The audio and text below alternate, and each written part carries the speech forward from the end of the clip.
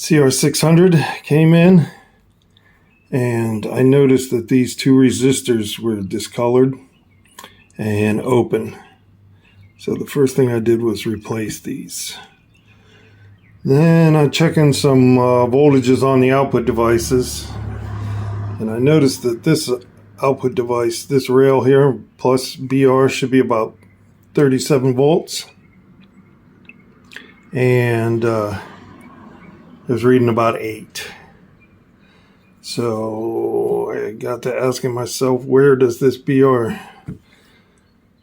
plus BR go to? And it goes to these fuse holders on the bottom side. And these two that are missing were blown open.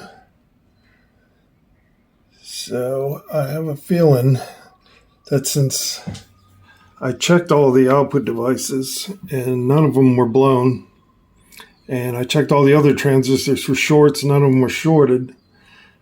So let's replace these fuses and see what happens.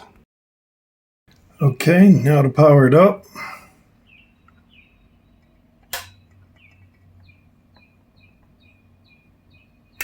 And I hear the click of the relay, so that's a good sign. Now I'm going to check some voltages on those output devices. Alright, so I'm poking around on those output devices and the voltages are all correct. You can see where it's plus 37.5, 0.6, and then close to 0 on the emitters. So I'd say it's working again.